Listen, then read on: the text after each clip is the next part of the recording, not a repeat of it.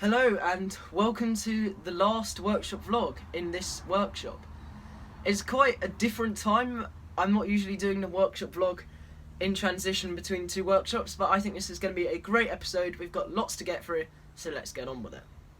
No shout out segment again this week. I haven't had any time to stop to do things like that. I've been packaging the workshop, packaging the house as well, doing all those kind of things. Haven't had a chance to stop this week, so it's been absolutely manic. We only knew we were exchanging on Wednesday night. It's Sunday night now, we're moving on Tuesday, so we haven't had long to get everything ready. But we're pretty much there, and it's Sunday evening now, which is all good. We've got loads of projects to talk about on this workbench, all of my favourite projects, some that are a bit of a challenge that I want to show you sort of that journey, and then we've got some which are just awesome projects, and some new projects that I've got in the works. So over to the side of me here is everything that's packaged up, ready to go. I've got a couple of things for the movers to put away, things like the lathe and the sander and things like that. Some bits down there as well. If you haven't seen Workshop Move episode 2, that speaks a lot more about all of this stuff and explains what's going on with the new workshop. But if you don't want to watch that, I'll do a quick update. So basically it's a 300 square foot workshop. It's 5 times bigger than this workshop. It's a double garage. We've got loads to do on it. If you want to know more about what I've got planned for that workshop, how I'm going to be doing it, have a look at the Workshop Move episode 2. And whilst you're there, you might as well have a look at Workshop Move episode 1, as that talks about the original workshop which I thought I was getting. This is an even bigger upgrade, 5 times the space. So let's move on to talking about some of my favourite projects. I think this is going to be quite a fun workshop vlog, quite a good one to sort of look over everything I've accomplished in this 10 by 6 foot workshop.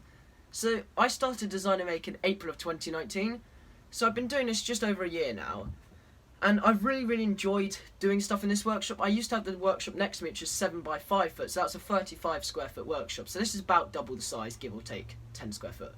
But this workshop has been a really nice space to work in. I really like it, but I have outgrown it a bit in terms of the space. There's not too much more I'd be able to fit in here. If I did have to stay in this place though, I would move those shelves. I'd put a long workbench that goes the whole length of the shed, and this would be turned into an L-shaped workbench as well. But we're not, we're moving to a 300 square foot workshop instead. So in terms of projects that I've done in here, I reckon I've probably done minimum 50 projects in here. Probably not that far off 100 projects now. A lot of them didn't get turned into videos because I make things when I want to do them quickly without having to film them. So we're going to start looking at some of my favourite projects which are all on this workbench, and some of the ones that I found a bit more of a challenge. So I think we're going to start this in a bit of a random order. I'm not doing this in any particular order, it's just what's nearest to grab, and we'll work our way around. So we're going to start with this, which was my first ever greenwood turning. So this was turned out a piece of sycamore that I harvested from a nearby place near here, and I gave this a go. This was a candle holder, and I was just experimenting with turning green wood. Unfortunately, it did actually fail, as you can see. It had a huge crack here and a huge crack here, as at the time I knew nothing about seasoning timber and didn't understand that you were supposed to season it and everything, and how that was all supposed to work. So this was a big learning curve, this project, and I won't be getting rid of this. This will be sat on a shelf in the workbench to remind me, in the workshop, sorry, to remind me of all the journeys of greenwood and learning things like that, and how it seasons and all that kind of stuff. I'm going to be working a lot more with some green timber next year. In January, something like that, I'm going to be getting a load of green wood, and I'm going to be showing you how to harvest that, get it prepped into bulb lengths or whatever, how to season it, because I've done loads of work on that and learnt about that. Been studying out a few books on those kind of things as well. I love reading up about stuff like this. I think it's really interesting. So yeah, this was my greenwood turning. As you can see, there's a bit of tear out here, and it was initially just me experimenting with the different tools and what it did in greenwood, and then I thought, rather than just sort of getting rid of it afterwards, why not turn it into something that I could use? So I drilled a hole into the top and made this into a candle holder. I did try it did work, but I don't know whether you can see, it wasn't very straight on the top, and it had the faceplate marks in the bottom, but it was a great project and a fantastic learning curve. If you want a closer look, there we go. So I'll pop that over there. Haven't got much room to put anything at the moment. So I think the next project we're going to have a look at is probably one of my favourite projects. I'll do this one first, then this one. This was my first ever bowl I ever did, and for a first attempt, I'm incredibly proud of it. This was the cherry bowl that I did. So this was turned out 3 pieces of cherry laminated together and finished with Hampshire Sheen's Carna Crystalline wax. Lovely shine to it. I really like this project. I don't know how well you can see. The walls are really thick, but it was a great project, and I do use this bowl even to this day. I use it for things like chocolate, popcorn, all those kind of things. It's a bit of a small bowl, but I quite like it. And to be honest, it's not too bad, the cutting on the bottom. You've got a couple of tool marks, but I'm really happy with it given it was my first attempt. And bizarrely, there's not as much tear out on it as I thought there would be. This took me about 5 hours to turn. It was my first ever big turning, I suppose, the first proper thing I'd turned. And now I can knock out a bowl of this size probably in about an hour, if I'm also filming it. I was of course filming this as well, which did slow the whole process down, but I was stopping every 5 minutes watching a YouTube video on how to do all the processes. This has definitely been the biggest learning curve, I would say, out of all of my projects. This bowl, I would say, has also been the biggest growth for Designer Make, because this is what inspired me to start turning all of these other bowls and all of the other things on the lathe. So this project is really, really special to me, and will have pride of place somewhere in the workshop. I'm thinking of doing a whole wall dedicated to all of my favourite projects, so a section of the wall just displaying all of my favourite projects, the troubles that went through them, and really just showcasing some of my favourite things that I've done in the workshops across my time of doing all this woodworking stuff. But this is definitely one of my favourite projects. Might even go as far to say my favourite project. Then we're going to have a look at this. This was made on an Instagram live stream when I was struggling a bit with my creativity and not feeling particularly creative, so I decided to turn something on a live stream. And this got me back to being creative, so that's why it earns, I guess, a spot on this list of some of my favourite projects. I'm also quite proud of how it turned out. I think it's really nice. There's not any tear out on it, and it was done with one of those V-cut chisels. And I think it's got a really nice finish to it. I finished this with cellulose sanding sealer and a bit of food safe finish. And I also like the fact that we didn't give up, because I was doing it on Instagram live stream, so people were helping me out with it, which is always nice. We didn't give up even when I had some problems, so I had to Gorilla Glue it in because the hole became oval. But I'm really proud of this, and this is a project that I look back on with a lot of fond memories. And then we have another one of my favourite projects, which initially when I was actually making it, I really didn't like it. I thought the colour was horrible. It's very subjective to the person who's looking at it. A lot of people might not like it, some people might love it. It really depends on what kind of style of bowls and, I guess, woodworking things you like. So this is the Shoshuggi Ban Bon, I don't know, so bowl. So this is finished with a blowtorch and some yellow yellow Libron wood dye, there we go, that's the one I'm looking for. And this was actually finished with one of my original, I guess, wax finishes. This was made from candle wax, just pure candle wax. So it's not got a particularly great finish. I mean, you can see finger marks and things on it, but I think this was an absolutely great project, considering it was also turned from oak, which I think is quite a hard wood to turn. And I love the contrast between this nice golden and really, I guess, really nice grain pattern inside to this lovely Shoshuggi Ban outside of the yellow dye. This again earns a spot on one of my favourite projects because of all those reasons, and I think the colour's great on it as well. So some of my other favourite projects, this tiny walnut and maple bowl. I absolutely love the colour on this, and I think it looks great with this sort of segmented colour design. So this again had very thick walls, and I managed to part it pretty well off the lathe, but the same with the cherry bowl. What happens sometimes when you're cutting it and you cut it too close to the faceplate is where you haven't turned it so it's curving towards the bottom. You get left with this bit that sort of goes back out. I don't know whether you can see it's going back out like that. And likewise the same with this at the bottom slightly. So that was a learning curve, but the reason I like this project so much is I just love the colour and I love the little form of it. I think it's a really nice looking bowl. And then let's have a look at some of my first projects in this workshop. This probably is again in my top 3 favourite projects.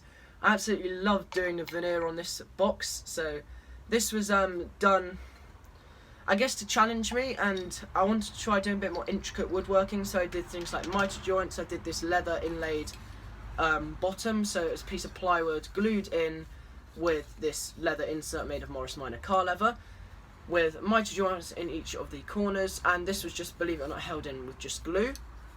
The hinges were a really, really big challenge. As you can see, it doesn't sit perfectly flat because I hadn't chiselled the hinges in, so that taught me some stuff. And if you haven't seen the thing about what to do when a project fails, my video on that, that talks a lot more about hinges. I hate doing hinges because I just can't get them to sit flat properly, and I really struggle with that. So I'm going to be trying to do a lot more hinges in a new workshop so I can really build up my skills and learn about those. So yeah, and then it was an piece of MDF which I did the veneered top on with this lovely bit of trim made from veneer, and this lovely top. So it's got bits of peely, bit of I'm not sure what it is. It might be walnut. I think a bit of poplar, ash, maybe something like that. I really like this sort of geometric pattern design on the box lid. Didn't take too long to do the lid, maybe a couple of hours in total. First ever time doing veneering. I was really proud of this. If you haven't seen the Mother's Day gift box, I did a lot more on that, on veneering. I'm not going to link to every one of these videos, but if you want to see a video to all of these projects, every single one of these projects has a video, apart from, I think the green wood turning might not have a video on it, and this mango bottle stopper doesn't, but everything else here has a video about it. And then inside this box, I made it for these little rings, so it's sort of like a 4-part series, making these rings and making the box. If you want to have a look at that, I think it's called the Veneered Box Project. I absolutely love this project to bits. I think the blue leather and the veneered top lid looks really cool, and I'm really proud of that one. Another one of my favourite projects is this car. Well, all of these are my favourite projects. This car was a particular challenge to do with the wheel arches, and actually getting it so it actually rolled along on the workbench and on the floor perfectly. I love how this looks. I finished it with cellulose sanding sealer and I think I finished it with a few coats of, I finished it with 3 or 4 coats of satin spray lacquer. I absolutely love how this turned out, and I think it's really cool. I got the idea from Axminster's Beat the Boredom. If you haven't seen that, I really recommend having a look at that. They're really great for getting project ideas and things, especially for younger people as well. But I wanted this to challenge me, and also because I had some scraps which were about the perfect size to make this.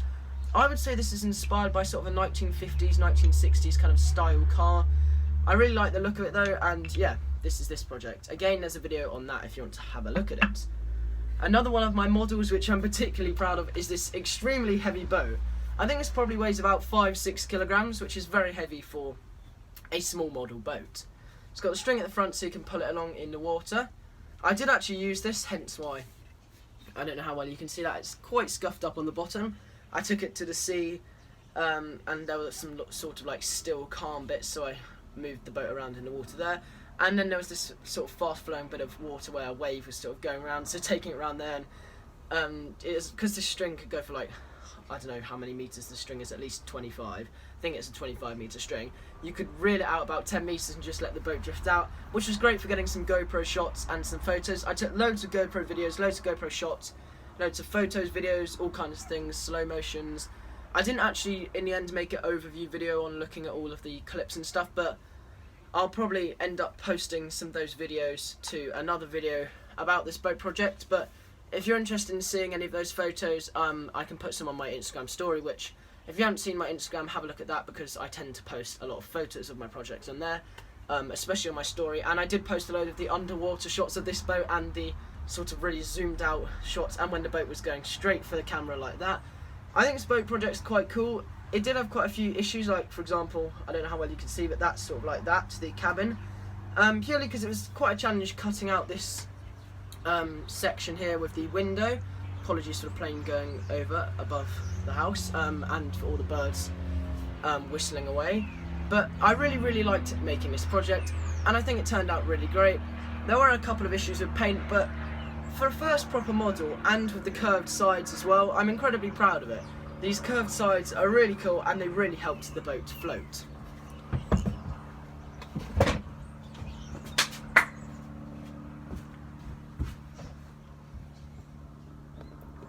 I think the birds have gone, but you can still hear the plane. Nope, the birds are back. Another one of my favourite projects was this robot. This was a fairly simple project to do, made from some scrap CLS timber, finished with, I think it was Danish oil I actually finished this with. Danish or teak oil, I think it was Danish. Bit of terror on the body. I made 2 of these. I made one with my brother out of, again, CLS timber, and finished it with blue wood dye. I really like the look of these. Again, I'm not sure where I got the idea from this. I got it off YouTube, the idea, and then Axminster actually did this as a Beat the Boredom project as well. But I originally got the idea off of YouTube.